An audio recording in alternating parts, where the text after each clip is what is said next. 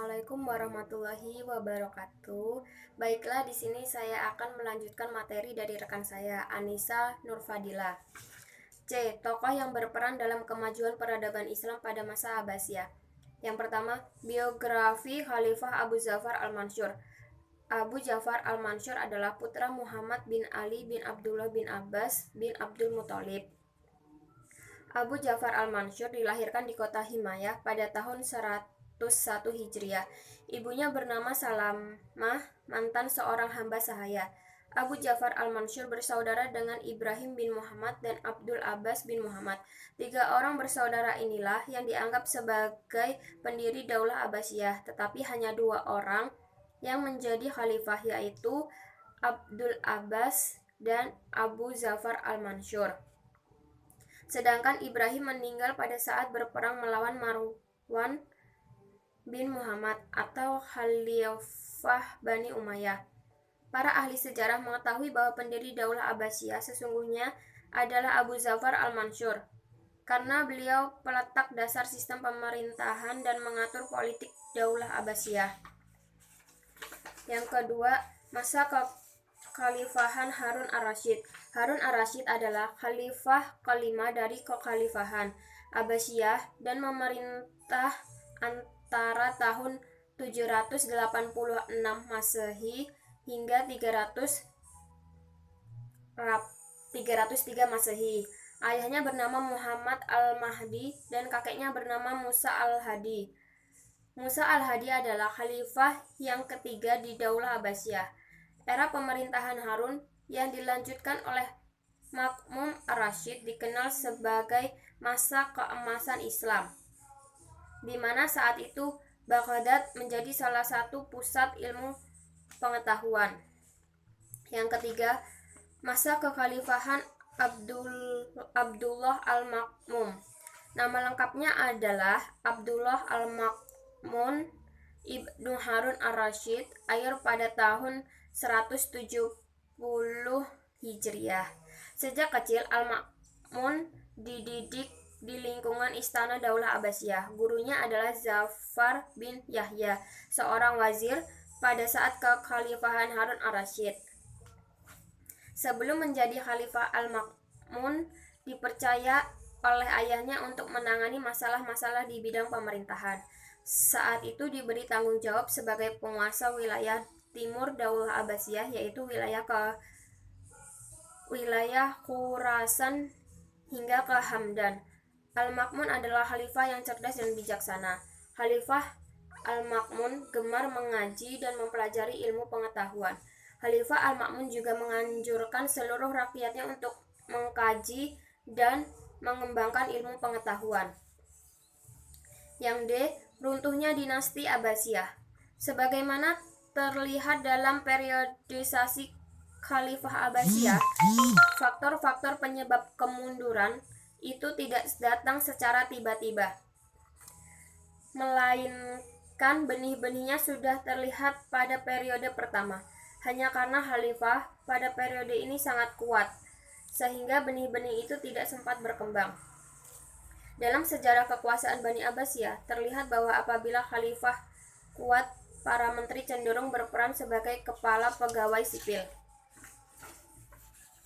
Tetapi jika khalifah lemah, mereka akan berkuasa mengatur roda pemerintahan. Di samping kelemahan khalifah, banyak faktor lain yang menyebabkan khalifah Abbasiyah menjadi mundur. Masing-masing faktor tersebut saling berkaitan satu sama lain. Beberapa di antaranya adalah sebagai berikut. Yang pertama, faktor internal. Dalam faktor internal itu ada perebutan kekuasaan di pusat pemerintah. Khalifah Abbasiyah didirikan oleh Bani Abbas yang bersekutu dengan orang-orang Persia. Persekutuan dilatar belakangi oleh persamaan nasib kedua golongan itu pada masa Bani Umayyah berkuasa. Keduanya sama-sama tertindas. Setelah Khalifah Abbasiyah berdiri, dinasti Bani Abbas telah tetap mempertahankan persekutuan itu.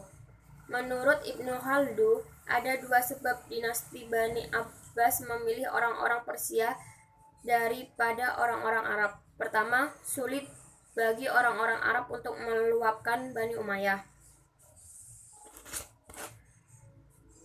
Pada masa itu mereka merupakan warga kelas 1.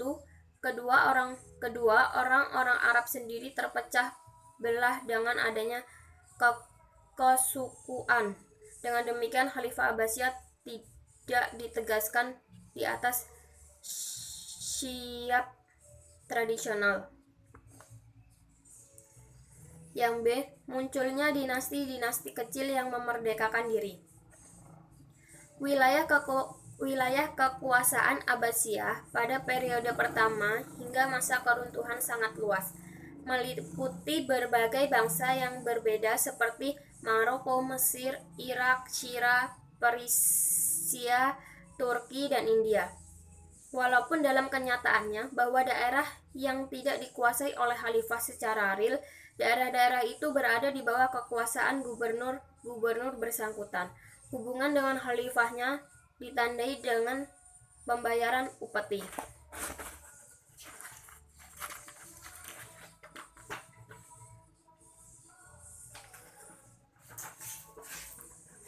Yang C. Kemerosotan perekonomian. Pada periode pertama, pemerintah Bani Abbas merupakan pemerintah yang kaya. Dana yang masuk lebih besar dari keluar, sehingga Baitul penuh dengan harta. Perekonomian masyarakat sangat maju terutama dalam bidang pertanian, perdagangan, dan industri. Tetapi setelah memasuki masa kemunduran politik, perekonomian pun ikut mengalami kemunduran yang drastis. Menurunnya pendapatan negara itu disebabkan oleh makin menyempitnya wilayah kekuasaan. Banyak terjadi kerusuhan yang mengganggu perekonomian rakyat. Diperingannya pajak dan banyaknya dinasti-dinasti kecil yang memerdekakan diri dan tidak lagi membayar upeti. Sedangkan pengeluaran membengkak antara lain disebabkan oleh kehidupan para khalifah dan penjabat semakin mewah. Jenis pengeluaran makin beragam dan para penjabat melakukan korupsi. Kondisi politik yang tidak stabil menyebabkan perekonomian negara morat-marit. Sebaliknya, kondisi ekonomi yang buruk memperlemah kekuatan politik dinasti Abbasiyah. Faktor ini saling berkaitan dan tak terpisahkan. Yang D.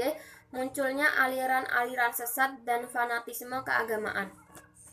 Karena cita-cita orang perisai tidak sepenuhnya tercapai untuk menjadi penguasa, maka kekecewaan itu mendorong sebagian mereka mempropagandakan ajaran sesat.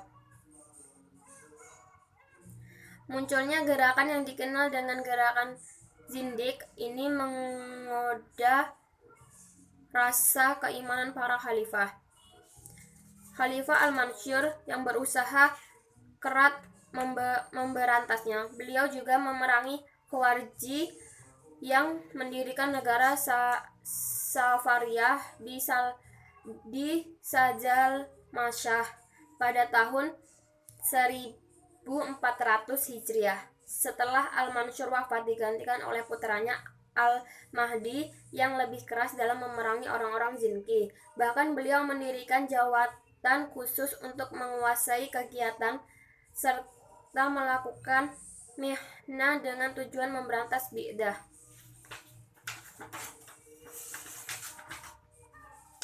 Yang kedua, faktor eksternal. A. Perang Salib. Kekalahan tentang Romawi telah menanamkan benih permusuhan dan kebencian orang-orang Kristen terhadap umat Islam.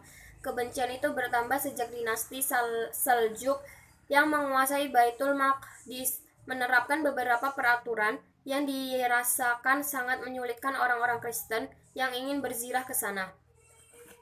Oleh karena itu, pada tahun 1095 Masehi, Paus Urbanus II menyerukan kepada umat Kristen Eropa untuk melakukan perang suci, yang kemudian dikenal dengan nama Perang Salib.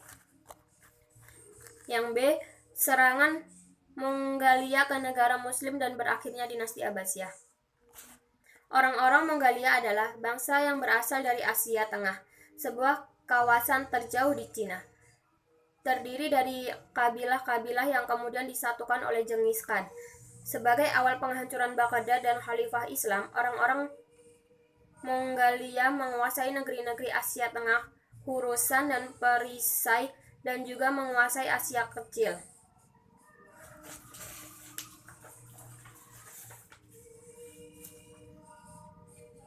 Pada Januari 1258 Masehi, Hulagu Khan menghancurkan tembok ibu kota. Sementara itu, Khalifah Al-Mutashim langsung menyerang dan berangkat ke base pasukan Mongolia. Setelah itu, para pemimpin dan fuqaha juga keluar. 10 hari kemudian mereka semua dieksekusi, dan Hulagu beserta pasukannya menghancurkan kota Baghdad dan membakarnya. Pembunuhan berlangsung selama 40 hari dengan jumlah korban sekitar 2 juta orang. Dan dengan terbunuhnya Khalifah Al-Mutashim telah menandai babak akhir dari dinasti Abbasiyah. Baiklah, sekian presentasi dari saya dan rekan saya Anissa Nurfadilah. Saya akhiri. Wassalamualaikum warahmatullahi wabarakatuh.